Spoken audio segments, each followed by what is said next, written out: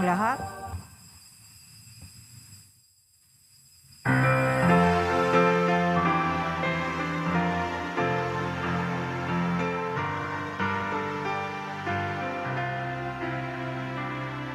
Si Kristo ay muling nabuhay,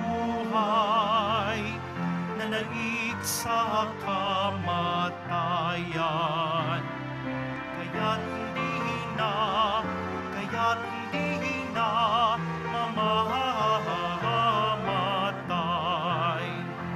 Alleluia, alleluia, pagdiwang ngayon. Alleluia, alleluia, ang kanyang tagumpay. Si Kristo ay muling nabuhay, nanaig sa kamatayan. Kaya't hindi na mamamatay. Sa ngalan ng Ama at ng Anak at ng Espiritu Santo, Amen. ang pagpapala at kapayapaan mula sa Diyos na Ama natin at sa Panginoong Hesukristo naway sumainyo. At sumainyo rin. Mga kapatid, tinipon tayo bilang kaanib na angkan ng Diyos, kaya dumulog tayo sa maawaing Panginoong nagpapatawad ng lubos. Sinugong tagapagpagaling sa mga nagsisisi, Panginoon, kaawaan mo kami. Panginoon, kaawaan mo kami. Dumating na tagapag-anyayang mga makasalanan ay magsisi, Kristo, kaawaan mo kami. Kristo, kaawaan mo kami. Nakaluklok ka sa kanan ng Diyos Ama para ipamagitan kami. Panginoon, kaawaan mo kami. Panginoon, kaawaan mo kami. Kaawaan tayo ng makapangyarihang Diyos, patawarin tayo sa ating mga kasalanan at patnubayan tayo sa buhay na walang hanggan. Amen.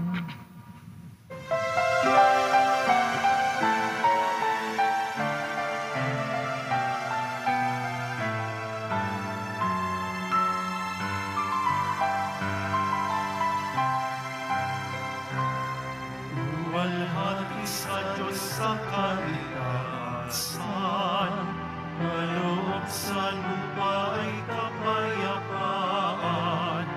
Pinupuri ka, itinagdarangal, sinasamba ka dahil sa dakilang mong kalwalhatian. Panginoon naming Diyos sa ilang langit, Amang makapangyarihan, Panginoong Hesukristo, ang anak ng Diyos, Kordero ng Ama. Ikaw na nag-aalis ng mga kasalanan ng sanlibutan. Tanggapin mo ang aming kahilingan, ka na nanuluklok sa kanan ng Ama. Maawa ka sa amin, ikaw lamang ang banal, Panginoong Jesucristo, kasama ng Espiritu, sa luwalhati ng Ama. Amen. Amen. Amen.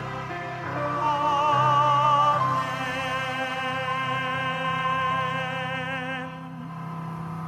Manalangin tayo.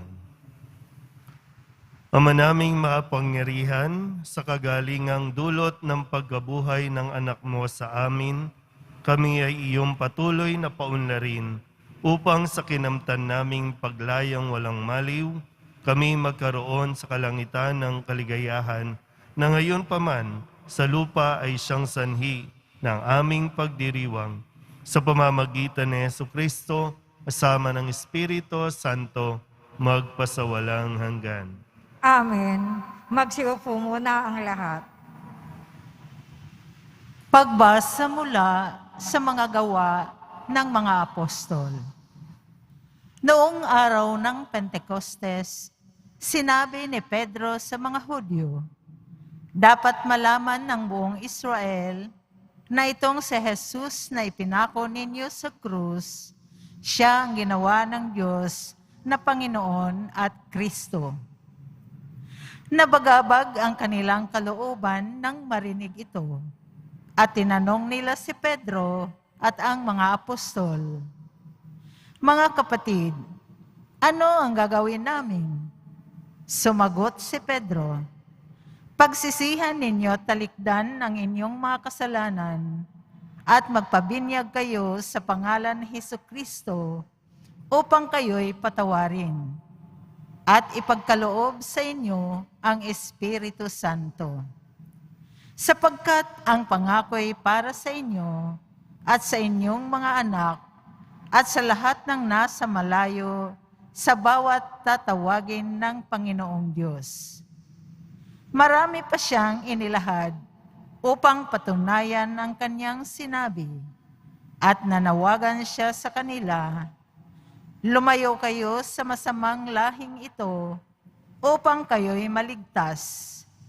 Kaya't ang mga naniwala sa kanyang sinabi ay nagpabinyag at nadagdag sa kanila ang may 3,000 tao ng araw na iyon. Ang salita ng Diyos.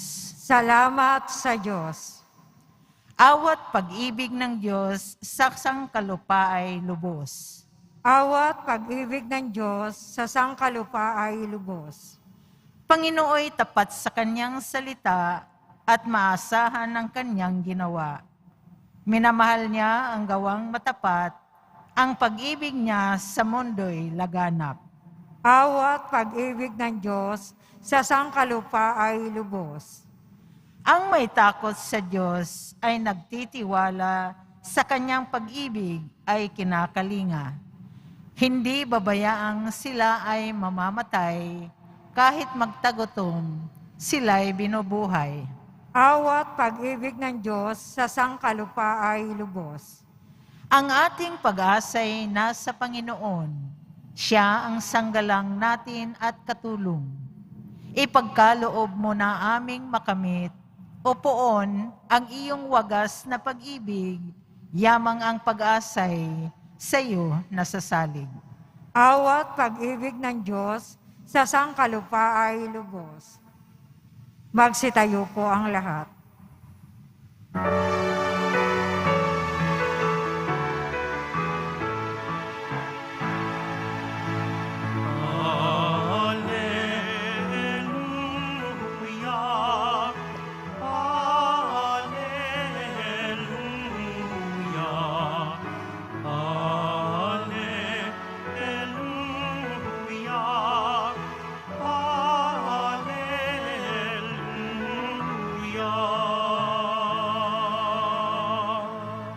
Araw ngayong gawa ng Diyos, magdiwang tayo ng lubos, purihin ang manumbos.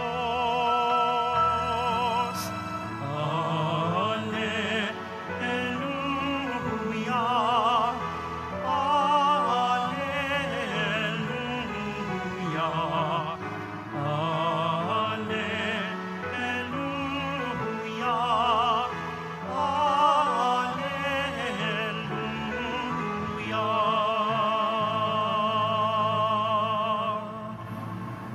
Sumainyo ang Panginoon. At sumayo rin. Ang mabuting balita ng Panginoon ayon kay San Juan. Papuri sa iyo, Panginoon. Si Maria'y nakatayong umiiyak sa labas ng libingan. Yumuko siya at tumingin sa loob. May nakita siyang 2 anghel na nakaupo sa pinaglagyan ng bangkay ni Jesus. Ang isa'y sa gawing ulunan at ang isa namay sa paanan. Tinanong nila si Maria, Ale, bakit kayo umiiyak? Sumagot siya, kinuha po nila ang aking Panginoon at hindi ko alam kung saan dinala. Lumingon siya pagkasabi nito at nakita niya si Jesus na nakatayo roon, ngunit hindi niya nakilalang si Jesus iyon. Tinanong siya ni Jesus, bakit ka umiiyak? Sino ang hinahanap mo? Akala ni Maria'y siya ang tagapag-alaga ng halamanan. Kaya't sinabi niya, Ginoo, kung kayo po ang kumuha sa kanya, ituro ninyo sa akin kung saan ninyo dinala at kukunin ko. Maria, ani Jesus. Umarap siya at kanyang sinabi, Rabboni, ibig sabihin, Guro, huwag mo akong hawakan sapagkat hindi pa ako nakapupunta sa Ama, wika ni Jesus. Sa halip, pumunta ka sa aking mga kapatid at sabihin mong, aakyat ako sa aking Ama at inyong Ama, sa aking Diyos at inyong Diyos. Kaya't si Maria Magdalena'y pumunta sa mga alagad at sinabi, nakita ko ang Panginoon, at tuloy sinabi sa kanila ang bilin ni Jesus. Ang mabuting balita ng Panginoon. Pinupuri ka namin, Panginoong Hesukristo. Magsiupo muna tayong lahat. Isang magandang araw po sa inyong lahat at maligayang pagdiriwang ng Pasko ng Pagkabuhay.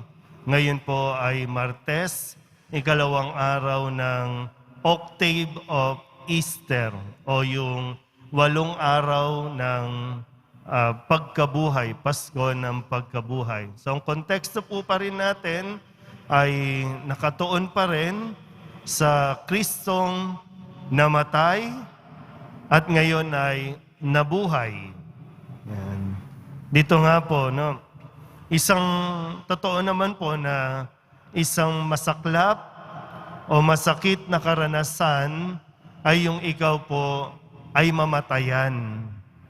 Yung mawalan ka ng minamahal at parang mas mabigat kapag ang nawala ay yung taong sinasandalan mo, yung taong inaasahan mo, yung taong nagmamahal sa'yo, yung taong tumutulong sa'yo. Kapag yan nawala, pag namatay yan, labis talaga yung kalungkutan natin.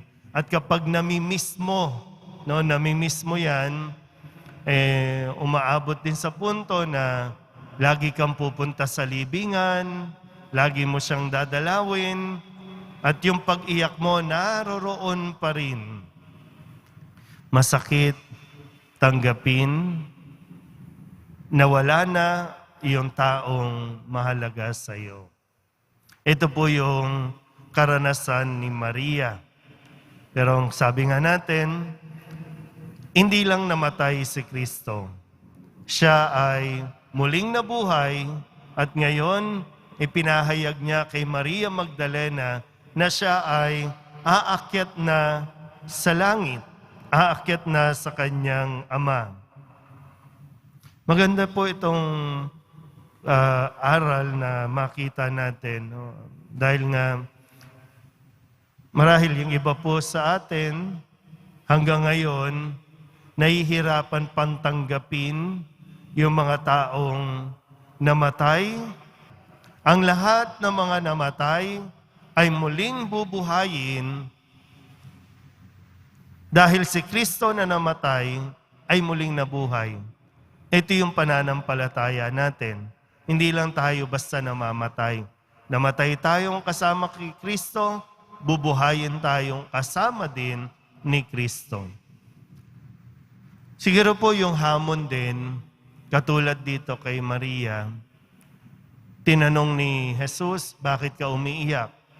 Ano bang iniiyak mo? Ano bang hinahanap mo? Iniiyak mo ba na, paano ka na?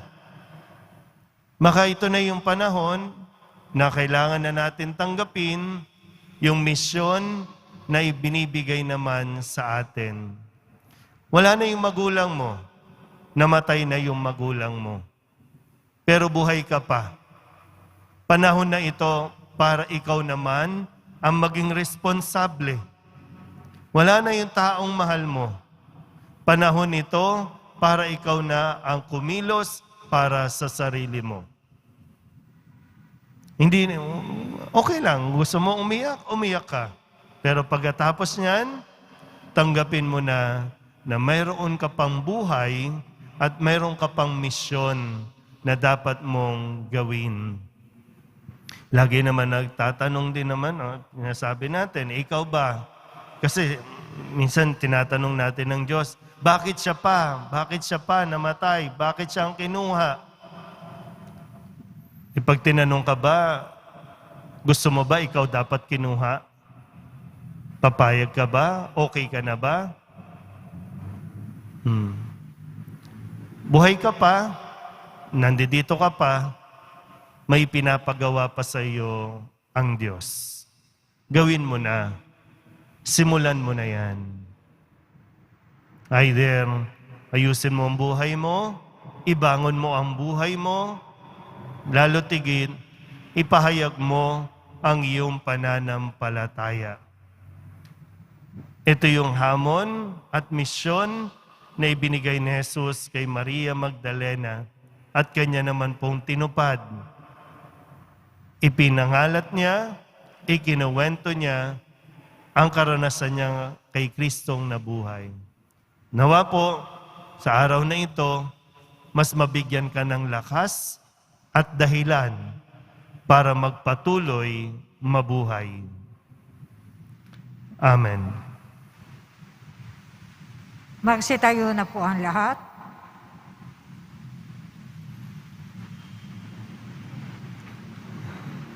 Sa pamamagitan ng Ebanghelyo, nagpapahayag sa atin si Kristo sa kanyang mga makapangyarihang salitang walang hanggan at mga gawang makapagpapagaling.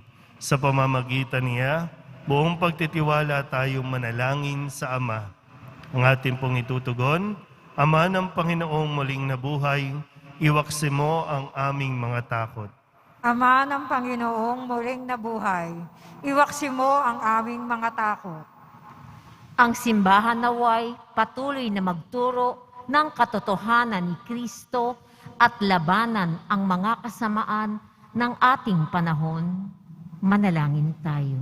Ama ng Panginoong muling nabuhay, iwaksi mo ang aming mga takot. Ang mga namumuno sa mundo naway magtaguyod ng pagiging matuwid sa kanilang mga pamahalaan at maging masigasig sa pagsugpo ng kasamaan sa mga pamayanang pinangakuan nilang paglingkuran. Manalangin tayo. Ama ng Panginoong muling nabuhay, iwaksi mo ang aming mga takot. Tayong lahat na natitipon dito, naway manatiling tapat sa ating mga pangako sa binyag. Manalangin tayo. Ama ng Panginoong muling nabuhay, iwaksi mo ang aming mga takot. Ang mga may sakit, naway magkaroon ng kagalingan sa panghihina ng kanilang katawan at kaluluwa. Manalangin tayo. Ama ng Panginoong muling nabuhay, iwaksi mo ang aming mga takot. Ang mga yumao naway makabahagi sa maluwalhating muling pagkabuhay ni Kristo. Manalangin tayo. Ama ng Panginoong muling nabuhay, iwaksi mo ang aming mga takot. Idulog din natin sa Panginoon ang ating mga personal na kahilingan at mga panalangin para sa ating mga pamilya. Ganon din ang mga misang pasasalamat, espesyal na intensyon at mga kaluluwa na iniling na ipagdasal sa misang ito. In a special way, panalangin para sa biyaya ng buhay sa akin pong magulang si Estrella.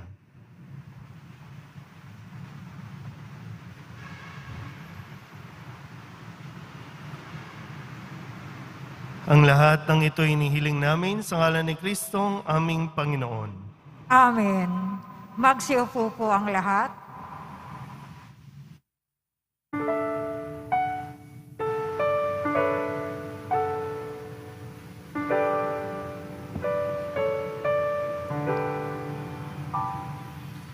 Panginoon, narito ang alay sa iyo.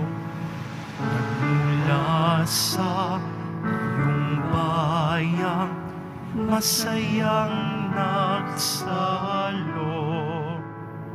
Amin sanang mga alay gawin mong totoo. Itong alak at tinapay gawing dugo't katawan mo. Panginoon, Panginoon, alay sa iyo. Ng iyong bayang nagpupurit, nagkakaisa sa iyo. Magsitayo na po ang lahat. Manalangin kayo mga kapatid upang paghahain natin ay kalugdan ng Diyos Amang makapangyarihan. Tanggapin nawa ng Panginoon itong pag-aahin sa iyong mga kamay, sa kapurihan niya at karangalan, sa ating kapakinabangan at sa buong sambayan niyang banal. Ama naming lumikha, tanggapin mo ang kalugdan ng mga alay ng iyong angkan upang sa tulong ng iyong paglingap at pagsubaybay, ang bigay mo sa aming puhunan ay hindi masayang, kundi tumubo pa ng mga kaloob mong walang katapusan sa pamamagitan ni Hesukristo, kasama ng Espiritu Santo, magpasawalang hanggan. Amen. Sumainyo ang Panginoon. At sumainyo rin. Itaas sa Diyos ang inyong puso at diwa. Itinaas na namin sa Panginoon. Pasalamatan natin ang Panginoong ating Diyos. Marapat na siya ay pasalamatan. Ama naming makapangyarihan, tunay ngang marapat na ikaw ay aming pasalamatan, lalo ngayong ipinagdiriwang ang paghahain ng Mesiyas, ang maamong tupa na tumubos sa aming lahat. Ang iyong anak na minamahal ay naghain ng sarili niyang buhay. Siya ang tupang maamong umako sa kaparusahan upang mapatawad ang kasalanan ng sanlibutan. Sa pagkamatay niya sa banal na krus, ang kamatayan namin ay kanyang nilupig. Sa pagkabuhay niya bilang manunubos, pag-asa at pagkabuhay ay aming nakamit. Kaya kaysa ng mga anghel na nagsisiawin ng papuri sa iyo, nang walang humpay sa kalangitan, kami nagbubunyi sa iyong kadakilaan.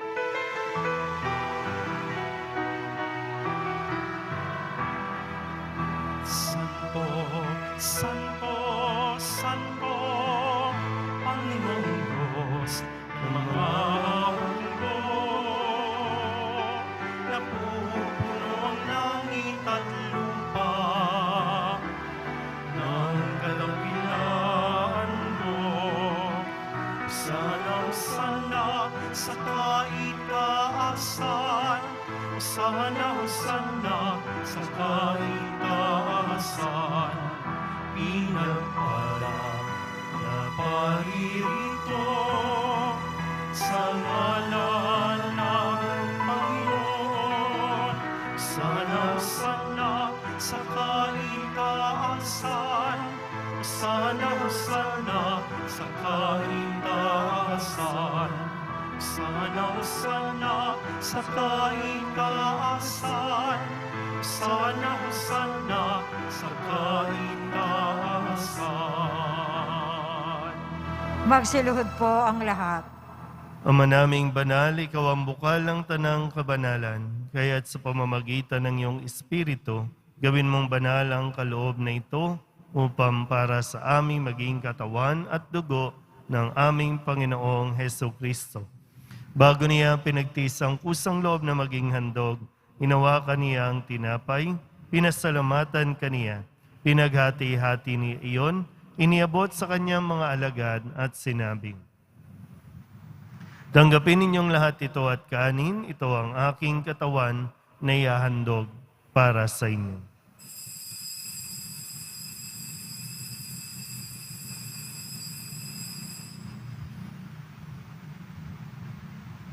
Gayun din naman nang matapos ang hapunan, inawakan niya ang kalis, muli kaniyang pinasalamatan.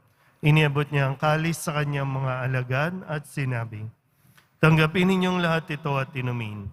Ito ang kalis ng aking dugo, ng bago at walang hanggan tipan. Ang aking dugo na ibubuhos para sa inyo at para sa lahat sa ikapagpapatawad ng mga kasalanan. Gawin ninyo ito sa pag-alaala sa akin."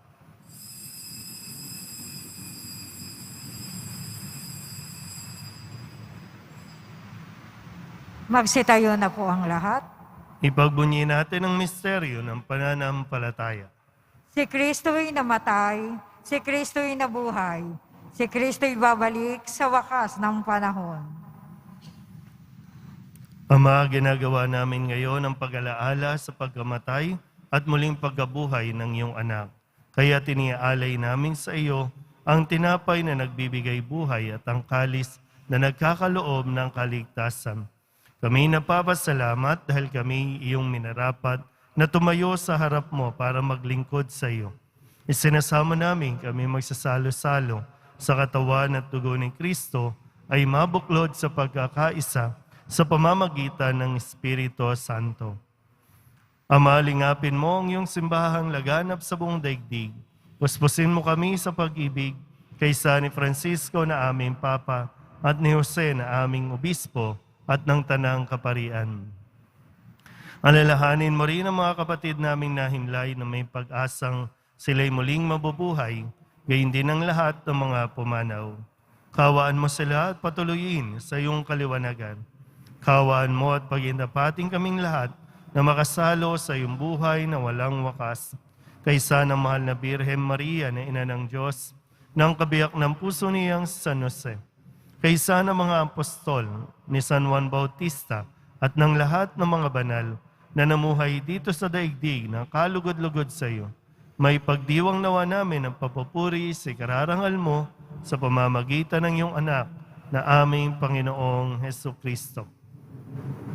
Sa pamamagitan ni Kristo, kasama niya at sa Kanya, ang lahat ng parangal at papuri ay sa iyo, Diyos Amang makapangyarihan, kasama ng Espiritu Santo, magpasawalang hanggan.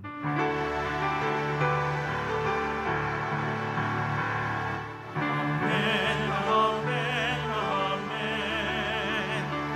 Amen, alleluia. Purihin ang Diyos, purihin ang Diyos. Amen, alleluia. Amen, amen, amen. Amen, alleluia.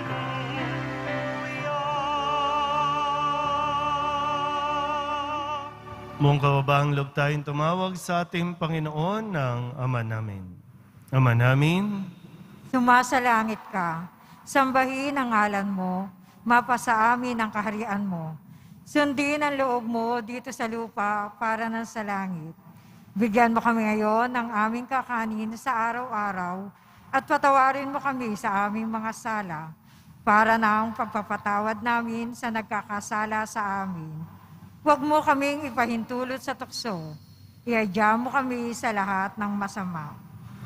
hinihiling namin kami iadya sa lahat ng masama, pagkalooban ng kapayapaan araw-araw, iligtas sa kasalanan at ilayo sa lahat ng kapahamakan, samantalang aming pinananabikan ang dakilang araw ng pagpapahayag ng tagapagligtas naming sa Hesukristo. Sapagkat iyo ang kaharian, ang kapangyarihan, at ang kapurihan magpakailanman. Amen. Panginoong Hesukristo, sinabi mo sa iyong mga apostol, "Kapayapaan ang iniiwan ko sa inyo, ang aking kapayapaan ang binibigay ko sa inyo. Tunghayan mo ang aming pananampalataya at huwag ang aming mga pagkakasala. Pagkalooban mo kami ng kapayapaan at pagkakaisa ayon sa iyong kalooban, kasama ng Espiritu Santo, magpasawalang hanggan." Amen. Ang kapayapaan ng Panginoon ay laging sumainyo. At sumaiyo rin. Magbigyan po tayo ng kapayapaan sa isa't isa. Kordero ng Diyos na nag-aalis ng mga kasalanan ng sanlibutan, maawa ka sa amin. Kordero ng Diyos na nag-aalis ng mga kasalanan ng sanlibutan, maawa ka sa amin. Kordero ng Diyos na nag-aalis ng mga kasalanan ng sanlibutan, ipagkaloob mo sa amin ang kapayapaan. Magsiluhod po ang lahat.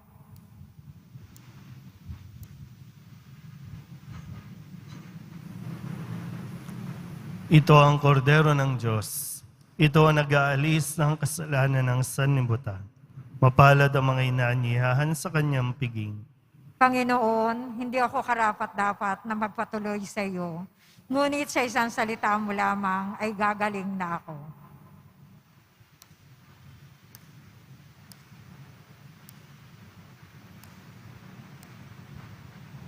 Katawan ni Kristo, Amen.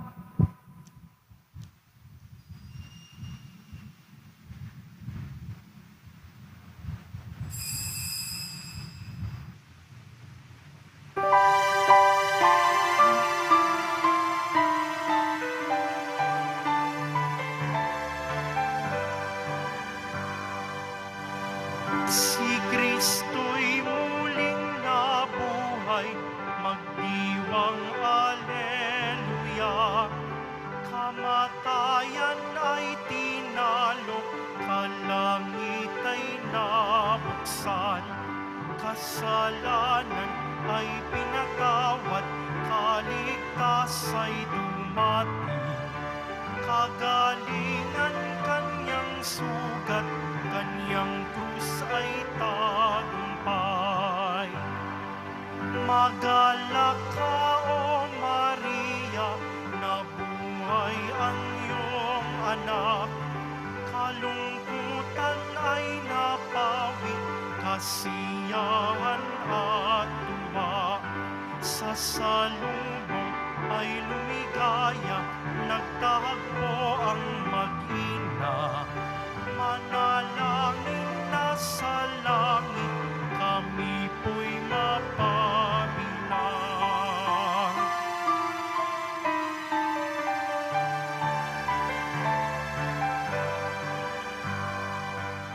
Ang bato ay pinagulong sa pinto ng libingan. Kayong lino ay iniwan, ang panyo'y nakatiklop. Nagpakita kay Simon Pedro, totoong nabuhay siya. Ebanghelyo'y ipahayag, sinilang ang simbahan. Diyos Ama'y ating purihin, Diyos Anak siyang sambahin. Espiritu'y siyang patno, ating Diyos ay siyang umiibig, luwalhating Trinidad. Panginoon ay dakila sa ngayon at kailanman.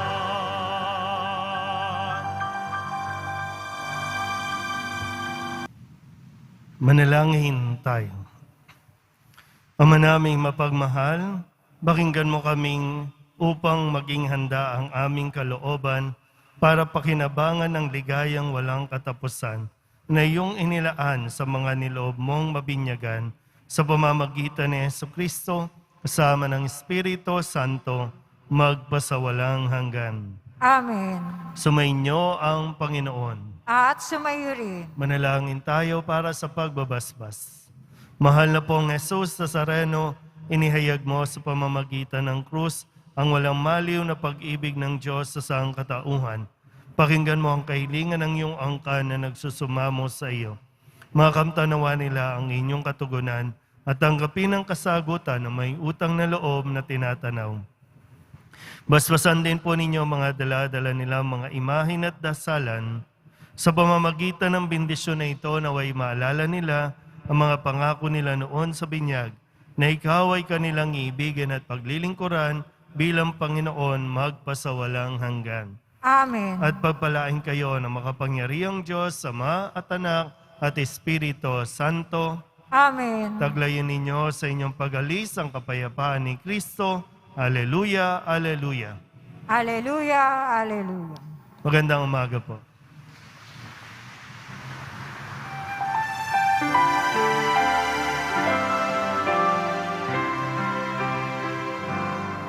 Nuestro Padre Jesus Nazareno, sinasamba ka namin.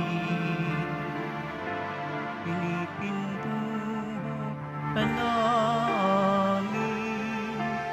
Aral mo ang aming buhay at kaligtasan. Nuestro Padre Jesus Nazareno, iligtas mo kami sa kasalanan. Ang krus mo pinamatayan ay sagisag ng aming kaligtasan. Nuestro Padre Jesus Nazareno, dinarangal ka na amin. Nuestro Padre Jesus Nazareno, iluluwalhati ka namin. Nuestro Padre Jesus Nazareno, dinarangal ka na amin. Nuestro Padre Jesus Nazareno, iluluwalhati